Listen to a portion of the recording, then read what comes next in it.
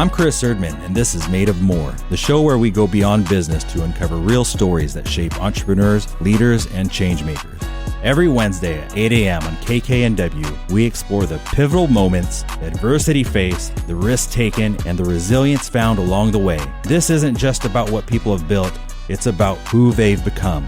If you're ready for inspiration, practical insights, and stories that remind you that you too are made of more, you're in the right place. Good morning, good afternoon, good evening from wherever and whenever you're listening at. I'm Chris Erdmann, the host of Made of More, and today I'm sitting here with a friend of mine, Jeff Fisher, who's out of Bellingham as well. And Jeff used to be a professional athlete in boxing and also an avid football player. He's got a big story there from his past. Was also a security guard for Muhammad Ali and many other things. We're not going to have enough time to talk about his entire story today, but hopefully we give you enough that you're going to want to follow this man and just get reintroduced to his journey, his new book that's going to be coming out, and also a documentary.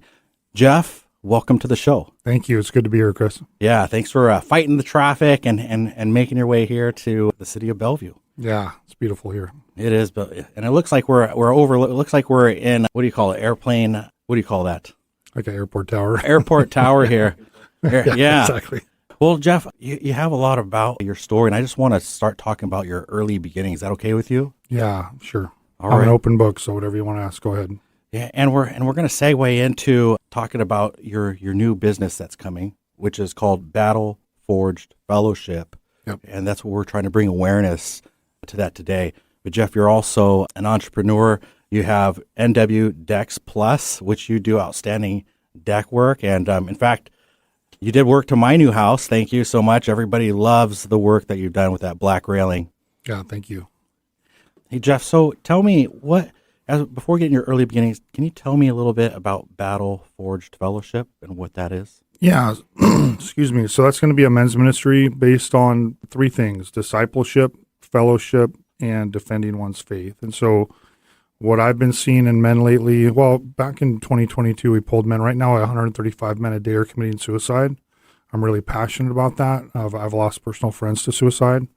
And we asked men, well, I didn't do the poll, but somebody asked men back in 2022, what's the problem? Why are you in despair?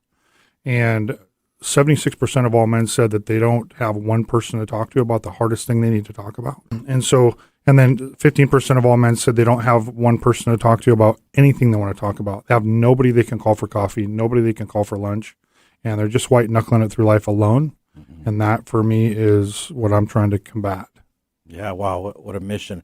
I just got to ask, as a fellow man here, it could be tough even if you do have people around you to actually open up. Do you feel like some of these people do have people around them but just don't have the tools and awareness on how to start those conversations? Yeah, deep conversations don't fit into too many just open, And I remember when I first came into Christianity, and we'll get a little bit into my story, but, none of my stories fit with normal Christian guys. And so I didn't know how to talk to, I didn't have anybody inside that personal circle of mine. But when a guy's going through stuff, nobody wants to be a downer. Nobody wants to be that guy in a group. And so to talk about the hardest thing you need to talk about, you've got to have this level of depth. Mm-hmm. And to get there is hard. You've got to trust somebody. They've got to trust you. And so, but there's great guys out there. Jeff Kemp does a great job. He was a former Seattle Seahawks quarterback. And he's got a book out called Level 5 Friendship that talks about how to create those kind of intentional, deep friendships where you can actually talk about stuff that you need to talk about. Yeah. It can be really tough. I feel lucky because today I have a small group of men that I could open up. But I tell you what, it wasn't always like that. And it took, I feel like, a bit of training to get there, to identify these people, like who are the safe people. And, as we've gotten to know each other a little bit better, like we've recently opened up a bit more. I mean, you're a pretty open book, but for me to open up to somebody else too, it's just like I've identified you as a friend and somebody that I could share those deeper stories with. Yeah, I'm that guy for a lot of people. Mm-hmm. Yeah, I could tell. Yeah. And part of that comes from me just being so open. I'm truly free. When I first came to Christ, I had a lot of secrets. I felt like I was going to start on fire the very first time I walked into church because of all the things I'd done. and all the people that I'd hurt in my past. And so I've come a long ways. I had to do really hard work on myself. I had to read a lot of books. I had to go to a lot of seminars. I had to learn how to create myself. I'm pretty sure I was autistic, born, with ADHD and autism. Fortunately for me, in my 20s, I macrodosed on cocaine and MDMA. So I think that cured me. Yeah. And we're not telling you to go do that, just by the way. Yeah. But that's just part of your past. That's part of my past. Yeah. I used to be the quietest guy in every room until those days. And then I learned how to talk to people, and now I can't shut up. So yeah, I don't want to say you're a chatterbox, but because you definitely lead with value when you speak. So yeah, I appreciate that. Yeah, I appreciate that about you too. Well, so tell me about your early beginnings. Where does this venture all really start for you on the Battle Forged Fellowship and this passion? Yeah, so I grew up in a pretty abusive home. I grew up in a broken home. My mom and dad had me when they were sophomores in high school. And believe it or not, my mom was also in a pretty dysfunctional home. And so she was the oldest of 8 kids, and she actually hid me under large flannel shirts right up until 2 days before I was born from her parents as a sophomore in high school. It just wasn't a safe environment for her. It wasn't. And so she didn't feel like she could tell anyone. And I just found out when I did her funeral in March of 2023, her cousin came up to me and told me that story and said, I'm the one who ran into your mom and said, if you don't tell somebody, I'm going to. And then 2 days later, she had me. So that's how it started. Secrets. Yeah. Yeah. That's how it started. And then my mom just had a bad picker. She had 3 husbands after that were all fairly abusive and fairly, she had kids. My family tree looks like a messed up horticulture project. So my mom and dad were each married 3 separate times, had kids in each marriage, married people with kids, married people that already had kids. So I've got stepbrothers, half sisters, mom's side, dad's side. But that's how I grew up with a pretty big family, but just not, I have no, real true brothers and sisters, but a bunch of half ones. Mm-hmm. And so, and unfortunately they both were drug addicts, both my mom and my dad. Mm-hmm. And so a lot of the kids, I've got a brother in prison right now. I've got another brother kicking methamphetamines. I've got another brother kicking cocaine right now. I've got a sister that's trying to kick heroin and on methadone. So, and you didn't meet your dad till what? You're 5 years old. 5 years old. Mm-hmm. Mm-hmm. Yeah, he showed up when I was 5, made fun of the clothes I was wearing. Everything that I owned up until probably high school was a hand-me-down. Right. Every piece of furniture, every piece of clothing. I grew up very, very poor. And I grew up around a motorcycle club. And so my mom and dad were both affiliated, strongly, and went to high school with a fairly popular motorcycle club. And those were the guys I grew up around. Mm-hmm. Those were your role models back then. They were. And believe it or not, they had a code. Many of them were former military, just come back from Vietnam. And so there was a code of honor amongst those guys that I grew up with. And I felt like that was the code that was going to serve me for the rest of my life. And most of it did. It still does.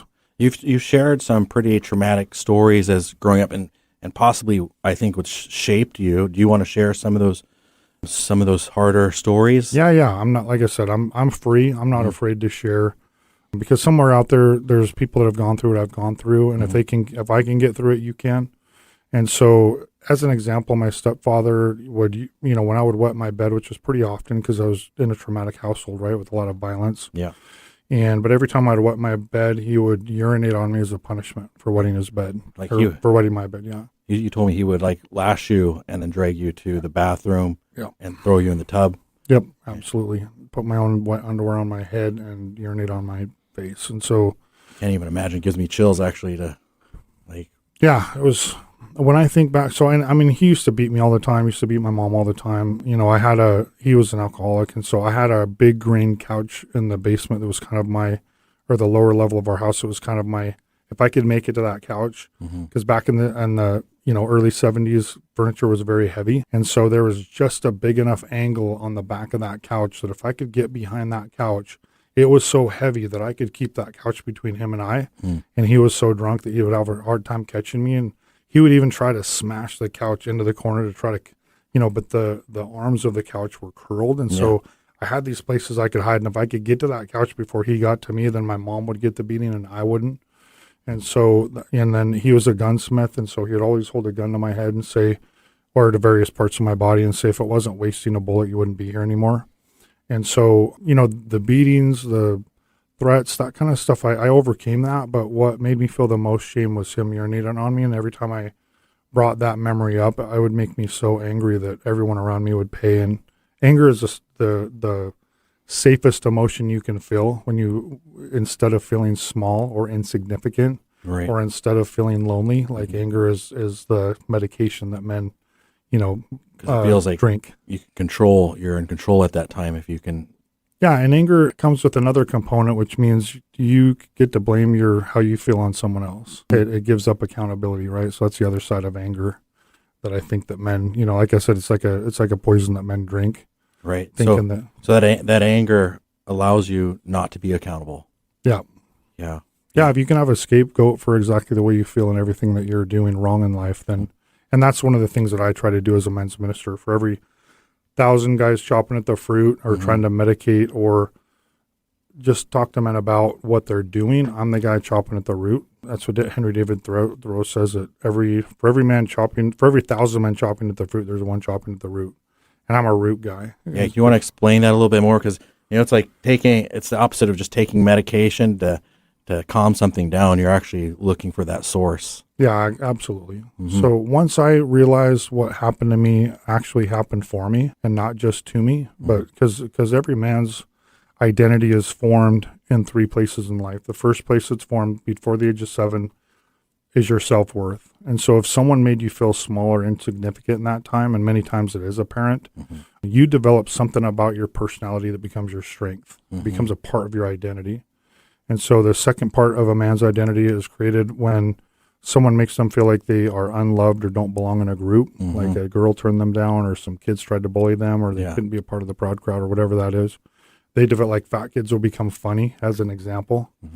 And so whatever you need to do to become accepted, that becomes another part of your identity. And then the third part of your identity is when you become self-sufficient on your own and you realize you don't have to rely on anybody else. I became a hard worker. I'll outwork anybody. And so that was part of my identity. What I didn't realize with my stepfather, I would blame him for everything that went wrong. And every time I hurt somebody, it was his fault. But then somewhere around 2009 to 2015, I went on this journey of self-discovery. And I actually realized that what happened to me actually happened for me, because there were some parts of my identity that I still rely on today, some strengths, if you will. Right. Yeah. And so tell me a little bit. Grateful for that. Yeah. I'm glad you're grateful for that. And it's nice that I think it's a gift when we could make it to that point of life, is like when all these hard tribulations, whatever they are, I've never experienced those traumatic scenarios that you have had, but we've all had our own traumatic scenarios. We're all living our own lives, and we can feel victim and get angry, and at some point in time in our life, I hope that most of us or all of us can kind of turn that around and look at that as a gift that can serve the rest of our lives and maybe serve the community around us and the people that we care about, whether it's one-to-one like this or whether it's just by example and somebody seeing you in a scenario that you may never meet. But in 2009, can you recall or walk us through kind of that shift that just happened? Yeah. So again, I'm a fruit and root guy, right? So, and I'm writing that's part of my book, is the fruit and the root and the seed, based on the biblical, platform that how God created us. And so I got asked to go speak at a church out in Detroit, and unbeknownst to me, the guy who I was going to, the pastor was actually my stepfather's son. And so the pastor was your stepfather's son. Yeah. So the guy that you had a hard time with. Yeah. Yeah. Yeah. But I didn't realize it before I got there. And his wife picked me up from the airport, and I show up to this guy's front porch. He's got a couple of choppers and a Harley sitting on his front porch. He lives underneath a $9 million church in the basement. And so when he opened the door, I was looking at my stepfather, but like 20, 30 years younger. And I immediately, first question that popped in my mind is, God, what am I doing here? And then secondly, I was like, how did I miss this? How did I miss the fact that you're actually my stepbrother, but from a guy who I've wanted to kill my entire life? Like, I just had a PTSD type moment before I got out there, where my oldest son was playing in the bathtub, and he was about 3.5 years old, and he's a mini-me, he looks just like me. Yeah. And he was playing with a rubber ducky, and he was squirting it all over the bathtub, and then he held it up and he squirted a stream down over his face. And it kind of just like brought you back to that moment of snapped me. Yeah.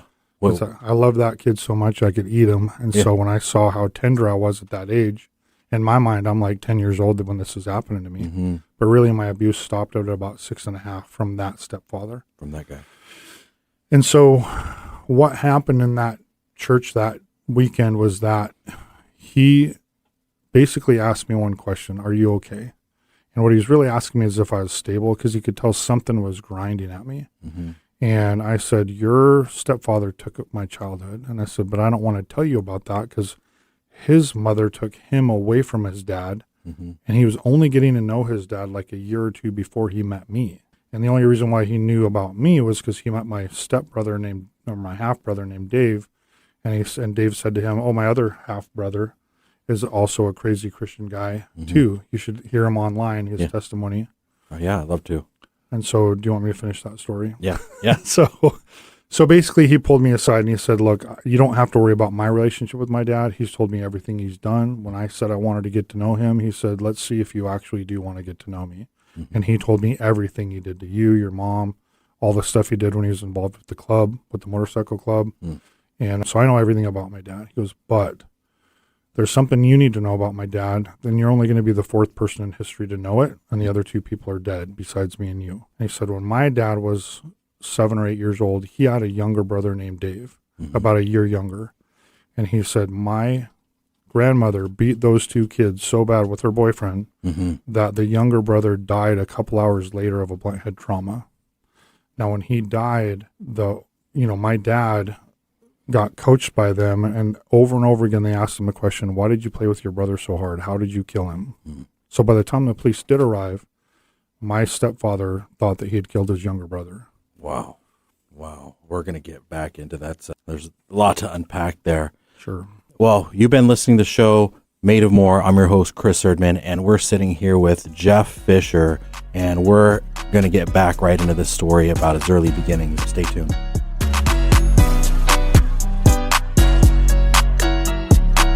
The more you listen to your kids, the closer you'll be.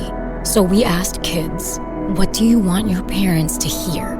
I feel sometimes that I'm not listened to. I would just want you to listen to me more often and evaluate situations with me and lead me towards success.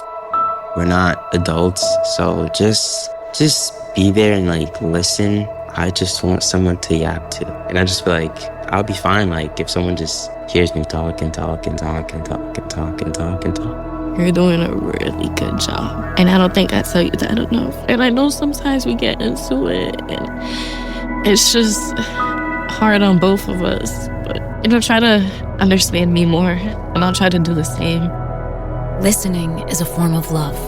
Find resources to help you support your kids and their emotional well-being at soundedouttogether.org. That's soundedouttogether.org. Brought to you by the Ad Council and Pivotal. Are you ready to discover remarkable stories of resilience and cultural connection? This is Diaspora, a show sharing the journeys of first-generation immigrants from the Indian subcontinent now building their lives in North America. Inspiring, insightful, and always engaging, Diaspora offers a unique perspective on the immigrant experience. Join me, Aditya Mehta, my guests, on the Diaspora Show every Wednesday at 2 p.m. right here on KKNW. Smart Talk for Smart People. Alternative Talk 1150 AM.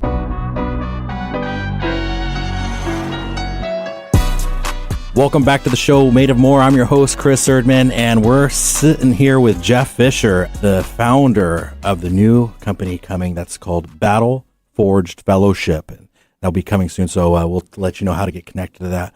But in the last segment here, Jeff was talking about his early beginnings, and he just unpacked something that just gave me a lot of chills, and where he met his stepbrother for the first time.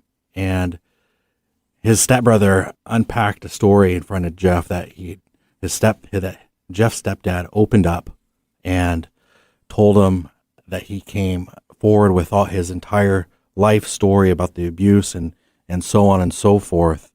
But then we just learned that Jeff's stepfather, correct? When he was a child, experienced trauma and was tricked, brainwashed into believing that he killed his own brother by his stepfather. By playing with him too hard. By playing with him, which was not true. Yeah. Do you want to continue from there? Yeah, I mean, basically that's the pin drop moment of that story. And so what happened for me at that time was I had plotted this guy's death probably 1,000 times in 100 different ways. Mm-hmm. But at that moment, I forgave him. Forgiveness. Yeah. You forgave him right there. Yeah. Did you ever go back to that moment several times to re-forgive him? Because I know sometimes forgiveness can be a process. Not after hearing that. Not after hearing that. My heart flooded with compassion for a guy that I wanted to kill my entire life. And he begged me for forgiveness at my younger brother Dave's wedding. Mm-hmm. And I said, I have forgiven you enough that I'm not going to kill you. But to be honest, when that PTSD type moment happened with my son, it reopened it. And I started to believe that I might not even be Christian because of the way I was feeling inside. Yeah. And so for me to show up 2 months later on his doorstep and hear that story, it was like God planted me in that church in front of that guy at that moment to hear that story so that I could keep doing what it is that God wants me to do. Let's talk about forgiveness in this moment. First of all, I believe, and we've talked about this, that forgiveness has more to do with us than it has to do with the other person. And I know of times in my life, and there will be more times in the future that I'll have to do my best to forgive and forgive. But I know when I'm sitting there in, call it anger or worse, and especially when I was younger, being hot-tempered and whatnot because of my own upbringing, which is another story that we could talk about, is to forgive somebody. To me, it feels like that I'm letting go of a sickness that I'm holding inside because I actually think it's holding me down. I think it's making me feel sick. It's affecting my thoughts, my energy, my well-being, and externally, it's affecting a lot of relationships actually. Because if I'm carrying hate or anger, that it's actually pushing people that I care about, usually pushes them away from me. Absolutely. Or even worse, if they want to join me in that, it's actually putting them in the same sickness and danger as well. And what did forgiveness look like or feel like? What was the process for you? It was a weight lifted off my shoulders. And again, there's still people that I do have to forgive more, but it's probably because I don't know. We can only forgive people for the fruit. Mm-hmm. We don't see the root. We don't see why they're scandalous. We don't see why they want to steal money from you. We don't see why they, are trying to get with your wife or whatever it is that I sometimes have a harder time forgiving people for. Mm-hmm. I don't know what their story is. I just have to trust that God knows their story, and I have to trust him. And so he's always got my back. He's always in a good mood. There's a verse in the Bible that says, pray for your enemies, love your enemies. Mm-hmm. And when you do pray for them, it's like heaping hot coals. And I've seen it happen. I had a former business partner that burned me pretty bad. And I didn't win the war. You can't win a war on words, right? So I just kept my mouth shut. He took 25 of my top customers, told him I was out of business. It was a part-time job just to try to stay in business after him. And I sued him and won in court.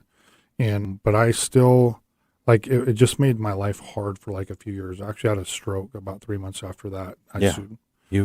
This was during your football days you had this stroke. Yeah. I just played a minor, I was 40 years old, just played in a minor league national championship down in Myrtle Beach, South Carolina. Yeah. And the very next day as a 40-year-old played in the All-Star game. So came back thinking you got it. And then 3 weeks later I had a stroke. And I was like, you don't got it. So. What do you think where did the stroke come from? Was it from the anger? What was it? It was from probably anger. We talked about this before, that how bitterness is it's like a poison that you drink thinking that it's medicine, but it's actually poison, right? Mm-hmm. And you expect, your anger to hurt somebody else, and it doesn't. It just hurts you. Mm-hmm. I mean, the more angry you get, the more control they have over you, and they're probably laughing at you. Yeah. And so. Oh, and I don't want to get too far away from this. You said when you pray for your enemies and it's like pouring hot coals. Get into that a bit more. Yeah. Yeah. Well, I mean, God's after the condition of your heart. Mm-hmm. That's the only thing he wants. He doesn't see gender. He doesn't see color. He doesn't see nationalities. He doesn't even see your own sin. Mm-hmm. All he sees is the condition of your heart. And there's people that have hearts for him, and then people that don't. Mm-hmm. And he wants everyone to have a heart for him and then work the rest out after that. And so, so that's as far as I can go on that probably. Yeah. Yeah, no.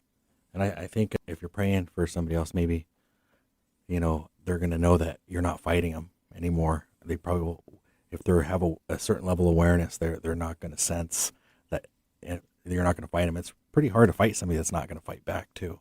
Yeah. I don't know if you've ever heard of a guy named Jamie Winship, but he's got a great new book out called Living Fearlessly, and he actually transforms militant Muslim men to Christ. He's the only person that worked for the CIA that turned entire regions of militarized Muslim men over to our side without blackmail or bombs or guns. Wow. He did it with the Holy Spirit. And he simply asked guys to ask God, who is it that you say I am? And who are you to me? And these guys are devout, religious people. And so when they did have a conversation with God and said, God, who are you? What is your name? And God revealed that he was Jesus Christ. We're talking 2 to 3 million Muslim men have turned their lives over to our side without blackmail or guns. Wow, Consider that. That's another story. I just want to say thank you for sharing your early upbringings and the story about forgiveness. And people can definitely, when they start following you, if they want to follow you, they're going to find out a lot more, especially that documentary and that book. But I want to get into more current events today. So we know kind of what are some of the things that shaped you and a bit about your path. But what is happening today inside of this battle forged fellowship and all around? Where would you like to start? Boy, that's a big one. I mean, I'm at the bottom. At the end of the day, I'm still a construction worker. I've been doing that for 23 years. I work on decks, and I do obviously, I worked on your deck. Some of the best, some of the best railings I've seen in a long time. I was actually almost going to do my own, and I'm glad I didn't. Yeah. Yeah. So, but with what's happening with Battle Forged Fellowship, so it's going to be a nonprofit. It's going to have 5 tiers to it. The first tier is going to be an app for men where they can find other men. They're going to get groups of eight guys. And so we're actually testing it out right now with 8 guys in person. The problem with the 8 guys in person is that there is some anonymity that guys need to have in the beginning to really trust easier. So this app, the mission of the app is to target men that are needing community. Yep. And then so this is going to be where other men like you and I, we can get on the app and read other people's stories and see if this is a good person, a good brother to talk with and start getting support. Exactly. That's the beginning of it. It's just a place for men to hang out. So there's going to be lots of content on there. There's going to be all the best content out there for men. And so if you want to be, my goal is to be the best husband and father and best community member. Yeah. And 90% of all the pain in the world right now is here because a man didn't do what he was supposed to do or did something that he was not supposed to do. So think about complete and whole men that are great, the absolute best. They're fighting to be the best husbands, fighting to be the best fathers, and also community members, right? Like if everyone was lending a hand to their community, we would live in a different world today. Yeah. And this is not about being perfect. This is about doing your best. And having your best. And having good connections. Yeah, and being a man doesn't come with a playbook. And so no. we're the only society in the world that doesn't, like, how do you know you're a man? Aside from the whole gender ideology thing right now, yeah. Like, how do you know when you crossed over from a boy to a man? Every other society in the entire planet has like this rite of passage where you actually switch over from a boy to a man. And so that's a great question. Yeah. Yeah. So protect, provide, and preside is I got to give Ryan Mickler some credit from Order of Man. He's doing a great job over there. But what we're going to do is we're going to create an app for fellowship. We're going to do a lot of discipleship in there, meaning you can learn all the best stuff out there on how to be a better father, husband, and community member. And then you're going to also meet other guys that are doing the same thing. Sometimes just another man's perspective about what you want praise for and what you want prayer for. Sometimes that's enough. That you just need to know that your problems aren't unique, that there's someone that's for you in this world. You're not alone in it. And here, we're going to put groups of 8 guys together where you have one guy to check in with every day of the week. And so whether it's for 1 minute or 1 hour, it's up to you two how you want to check in with each other. But for guys that are going through loss of a child or addicted to porn or just, things that require a daily check-in from guys. Yeah. That's what we're trying to, create right now. So that's tier one. So it's like men that are experiencing turmoil somewhere in their life. It doesn't matter what it is, but there's something happening, and we just need to connect to other people that are willing to be open and that have potentially a set of morals and values that they can relate to, look up to, and potentially want to model. Yeah. And it sounds like a group of men like this can hold each other up, Sounds like there's accountability here. And it doesn't have to be guys in turmoil. There's also guys out there that want to share what they know, and they want to be present for other men. They want to stand in the gap. Yeah. And so it's going to be a combination. Every ship needs a rudder and a engine. So, got the young guys and you got the old guys. What I mean? Yeah, we all learn from each other. Mm-hmm. I was just in Hawaii at this conference, and the leader of the conference asked me to speak, and I walked up there and I started speaking about intentionally building community, and as a man in today's society, and it may have always been like this. It just feels like it can be really hard to walk away from some of our past relationships and friendships. Not that you want to cut people off that you love, but when you start trying to work on yourself and you want to walk away from certain habits like going to the bar or going out and having a certain way of life and going into and trying to maybe become investing more, investing in your health, spiritually, mentally, and trying to better yourself by reading more books, and you we start positioning ourselves in a place where we start thinking differently. And when we start doing a lot of these things, especially if you're doing more than 3 of these things, you're starting to really change your thinking, your psychology, and probably in uplifting your morals and values to a different standard than before. And when this starts happening, you can become a stranger to the crowd you once knew. Even though they're not strangers to you, you might become a stranger to them because they don't see the same person. Yeah. And then now it feels like, wow, you're on this island a bit. And you try to identify other people, speaking from my own journeys, try to identify other people that you have things in common with. And, sometimes it's easy to meet the opposite sex and gain relationships there, but I think those might be shorter lived for their own reasons. Not all of them. They could be wholesome too, but it seems harder to connect with other men and that are kind of aligning with these morals and values and then want to keep testing life, I should say, in a positive way, like trying to make yourself better, trying to reach new goals. And I got to say, there was a 2.5 year, maybe longer journey for me personally where I felt alone. Yeah. And where it's not that I couldn't call people and do things, it's just those things were not interesting me anymore. Yeah. And when I did soften up and go call to my past, I would go have fun and I would connect, but I would walk away often feeling like this is not the direction or the activities that I want to do. Yeah. And so it was probably... Any feedback from your friends? They call it crabs in a bucket. Sometimes when your friends see you leaving the bucket, they want to reach up and grab you and keep you in it. Yeah. Did you experience some of that? Yeah, I have, and I still do sometimes. And for many of those guys, I feel like, wow, I still really care about them, still love them. And I'd ask, where can I foster this relationship? And I realize sometimes I can keep these relationships because sometimes it's going mountain biking, sometimes motorcycling, sometimes it's going to the gym together or playing pickleball or whatever. It's like, wow, these are still things I like to do, and we can still connect there. But on the other side of that, I'm showing up to these conferences and showing up to these other groups where I meet these men and women that are testing life themselves in a similar direction. And what's interesting, a lot of these things cost money to go to because they're seeking the same thing too. So I gave this talk about intentionally building community. And I tell you what, I've never received so many applause or people reaching back out and saying, oh my gosh, I feel the exact same way. Or please talk to my partner because he needs to hear this as well.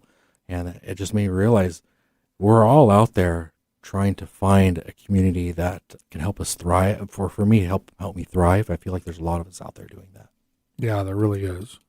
I always tell people, like, keep moving forward. The people that are meant to be with you will catch up to you. Mm-hmm. And I always tell people too to identify your friendships. Mm-hmm. So I've got the 4 C's, I call it. I don't know if you want me to get into that. Yeah, go ahead. But, okay. Yeah. I'm trying to remember now. Comrade, Constituent, community member, and I can't remember the 4th C now. The 4 C's, that's all right. Yeah. Yeah. So basically, you have friends that like the same things you like. Those are okay to have, and you can hang on to those friendships. There's friends out there that your comrades, people that hate the same things that you hate. We saw a lot of people, become friends over the last 6 years over that. Mm-hmm. And so but those are also the most unhealthiest of your relationships. When you get together and you guys start to talk crap about somebody or you start to complain about stuff. Yeah. It's super unhealthy, but you have friends like that, right? Mm-hmm. And once I tell you how to identify them, and then there's people that are just in that relationship for you, Mm-hmm. right? And those are what we call confidants. And so that was what CO was missing.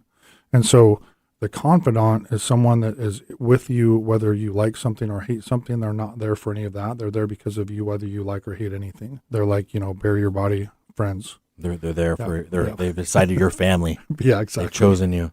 Yeah, and then there's just community people. There's people that you have as acquaintances. You're going to see them here or there. Your kids play soccer together, whatever. You're not really ever going to develop a relationship with them, but they're there. Mm-hmm. And so when you can identify all of your friendships into one of those 4 categories, it'll change the way you see people, and you'll start to put people in those categories. That sounds really healthy, and what a great tool. The 4 C's. Well, you're listening to the show Made of More. I'm your host, Chris Erdmann, and we're sitting here with Jeff Fisher and just learning lots and getting into his battle-forged fellowship philosophy. Stay tuned. We're going to go to a few messages, and we're going to continue here with Jeff Fisher.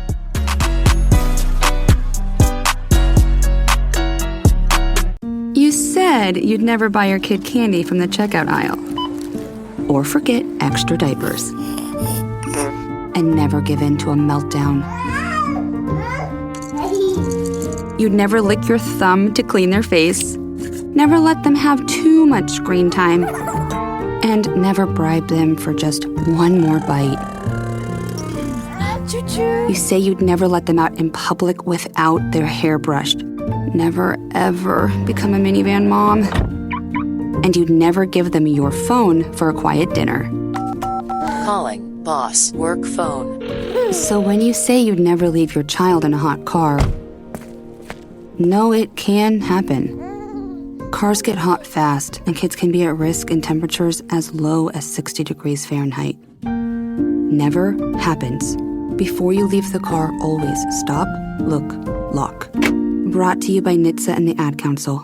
Hello, I'm Chris Erdmann. Every Wednesday at 8 a.m. on KKNW, I sit down with inspiring entrepreneurs, creative minds, and game changers to uncover the real stories behind their business. On my show, Made of More, we explore the challenges that they've overcome, the breakthroughs that they've celebrated, and the mindset that drives them forward. If you're ready to unlock your full entrepreneurial potential, Made of More is the show for you, because here we know you are made of more.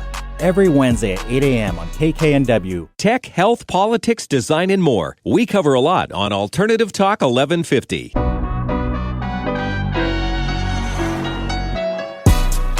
Welcome back to the show Made of More. I'm your host, Chris Erdmann, and we've been sitting here with Jeff Fisher with Battle Forged Fellowship, a new business and nonprofit that's going to be coming out here in the next month or so, maybe less from the sounds of it. He was walking us through the 4 tiers. We actually got into the first tier, Battle Forged Fellowship, which is the app, and how to connect with other men in community that have similar values, morals, and that can potentially start creating a good community for support. Because what we're finding is a lot of men today don't have anybody to reach out to, or feel like they don't have anybody to reach out to, lean on, talk to, especially during hard times in life, but even through good times in life. Like, we're all connecting. We found out we're all trying to connect with people that are healthy to be around, healthy to talk to, hopefully are there to build each other up. And a part of that, he was talking about the 4 C's of, what was it, relationships? Yeah, categorizing your friendships. Categorizing your friendships in the 4 C's. Can we spit those off real quick? Your confidant is someone that's in the, well, let's start with the Constituent is someone who likes the same things that you like. A comrade is someone who hates the same things that you hate. Community member is just someone who's in your community that you're acquaintance with, but you don't know what they like or hate. Mm-hmm. And then a confidant is someone who's with you, no matter what you like or hate, they're there for you. They're in a relationship for you, with you. Mm-hmm. And so if you die with 3 confidants in your life, you've had a great life. Yeah. Wow. It's crazy that statistic is out there because it's based on relationships and not, your health or your bank account or, any of the things that you work so hard to get in your life. People work harder to get a really nice car than they do to get a really great friend. Yeah. Yeah. I could see that. Well, these days I'm working really hard to really get really great friends. Exactly. So I could put them in my car. Drive around. Yeah. So let's talk about the 3 other tiers. I'm really curious. So there's 4 tiers. What are the other 3? Yeah, so the second tier is we're going to have a one-on-one coaching, a BetterHelp model where guys can get on a Zoom and get with a coach, and we're gonna try to collect data from these guys. And it's like, did this conversation move the needle for you today? Mm-hmm. And I don't know if it's going to be a swipe left or swipe right, but it's going to be a way for us to pay attention to if there's one person in each group or one person in a group that's just not moving the needle for anybody, and nobody's moving the needle for them. They might be stuck in a posture where they're just so negative or something's going on that's stopping them. So we're going to have a BetterHelp model. It's going to be a Zoom coaching. Olympic coaching is who we're talking to about creating that system, and we've already kind of gone down that road a little ways. And then also in that second tier, there's going to be alternative material like books and programs, all the best stuff out there for men on how. So when you walk away from that coaching, you're going to have something you can open up and do a little bit of homework on and dive deeper if you want. Absolutely. I think that's kind of part of the issue of coaching and counseling these days with online is like you walk away from it, you feel good, but the work has to continue. Yeah. And so have the tools. Yeah, have some tools you could dive into. I think that's really brilliant that you're doing that.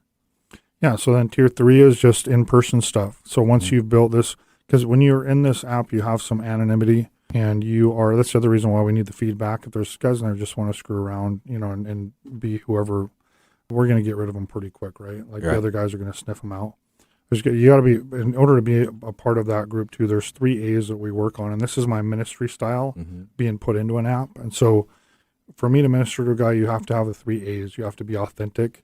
You have to be in action towards a goal. I'm not a therapist. I don't just want to hear about your problems. I want to hear what you're going to do about your problems. And then you're going to be accountable to me or to the other guys in your group.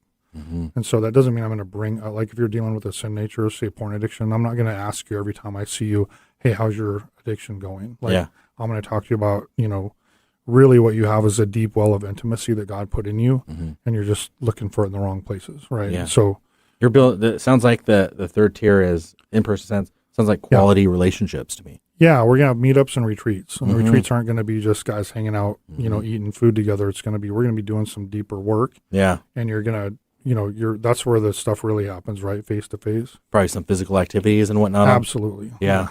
Like kickboxing or. Well, we did jiu-jitsu in the last one. So.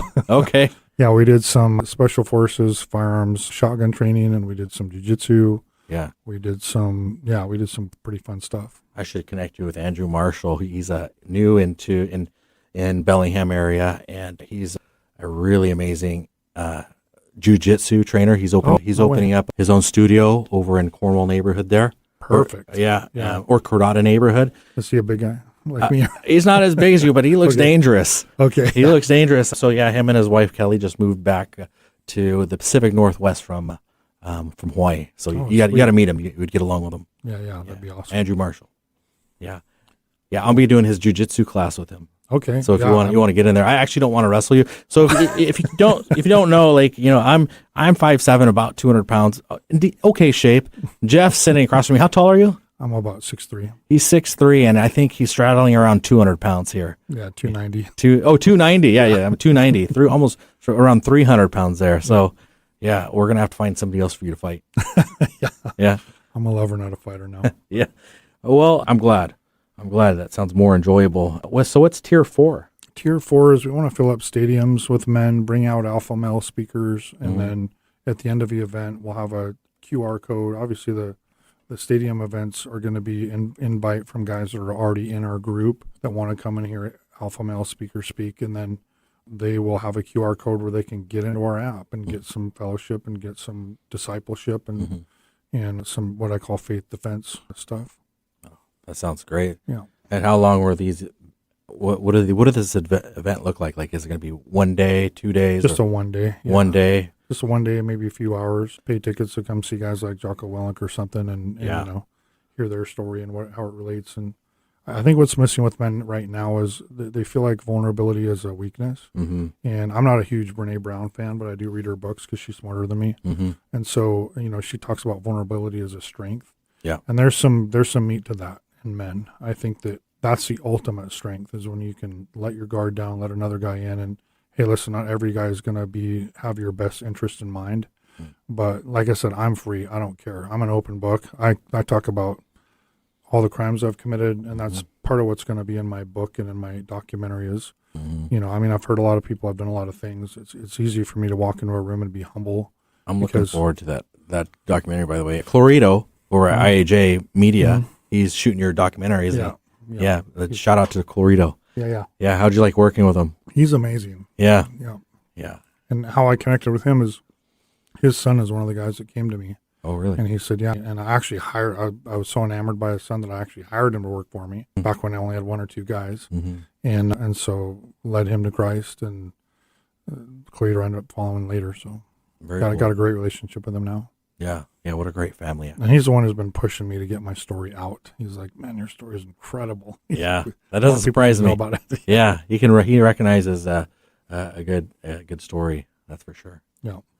All right. So, and then I imagine that these 1 day events, you get these powerful speakers. I'm going to want to go to one of these events for sure.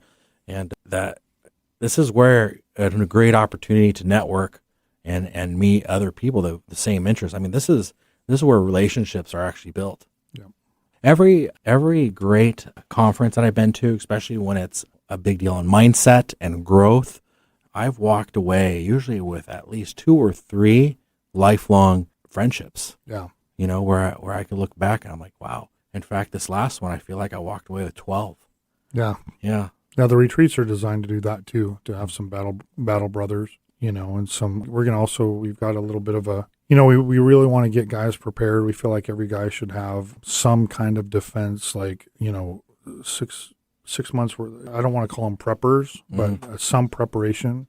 I mean, we live in the Northwest where we're waiting for the not if, but when 9-point earthquake, you know what I mean? And so if our port goes down, our grocery stores have about 3 days worth of food in them. And so guys should have, if men should be prepared. They should have 3 to 6 months worth of emergency food. They should know how to create water. Finances for 3 to 6 months at least or more. Yeah. They should know how to defend their house and defend, you know, their family. And so we're going to be doing a lot of hand-to-hand stuff, a lot of knife fighting stuff, you know, some small firearms training, you know, the stuff that works in the street. Sounds good. It sounds brilliant. Yeah, I'm excited. You know, we're getting close to nearing the end here. So a couple questions is, one is, the show is called Made of More. You're here because I recognize you've been through a lot. You've dug in and you've shown yourself and your community that you're made of more than your circumstances. But I want to hear from you. What does the term made of more mean to you? I think that every man has a seed of greatness put in him. But then, I mean, we're only born with 2 fears, fear of heights and fear of loud noises. Every other fear after that has been learned. And so me being a big God guy, I think that the only thing that separates from God is a lie that we believe from the enemy about ourselves. And so most guys out there don't become successful in life because they shoot high and end up somewhere in the middle. I think they shoot too low and hit it. And so for me, made of more means, you know, what's possible for me. Like I wake up every day and say, I don't have any limitations. You can't limit me by my past. You can't limit me by my situation, like you said. And I'm just opening up that challenge to all men. Like, what can you do? How can you make an impact on your community? How can you become a better father, a better husband? I think that's wonderful. That's a big explanation there, and I think that's thank you. Second question. You know, I know you're about to unroll some stuff here that's a little bit newer, but this is years, if not decades in the making. Yeah, 13 years. 13 years, yeah, in the making, yeah, and it's all coming together. How do you want people to find you? Right now, I just have an email until we get the nonprofit set up. My email is bigfish98226@gmail. And for right now, I mean, if you want me to come work on your deck, we can do that. We're focusing. I recommend them. Come look at my deck. We're one of the last deck waterproofers in Puget Sound that can do huge, apartment projects. We're Timber Tech partners. We fabricate our own aluminum railing, and so we're really good at what we do. I've got like 14 really great guys working for me, and they're hard workers and great guys. And he shows up when he says he's going to show up. I do. You were one of my clients. It's like, yeah. 3 different installations for one job, but yeah. Well, I really appreciate it. It was a few steps there. Yeah, for sure. Yes. All right. So they could email you. Want to repeat that email one more time? Yeah, bigfish98226, which is the Bellingham zip code, @gmail. Mm-hmm. That's how most people get a hold of me right now. Yeah. Get a hold of them like that. Also, in the future, I'm sure you're going to be able to Google or put into ChatGPT Battle Forged Fellowship and also add Jeff Fisher's name in there. His contact info here soon enough will be rolling out when you put that in. Yeah. Awesome. Thank you. Yeah. Well, when's this documentary coming out? I think the end of February is when he's aiming for. End of February. All right. They're finding they've got all the content put together. They're trying to find, or they're like doing the replay or whatever. Mm-hmm. The production part of it right now. Yeah, I saw a little bit of the snippets that you gave me. It looks like it's really well done. Yeah. Well, he does great work. Yeah, Clarito IAJ Media, right? Okay, we got 2 more minutes here.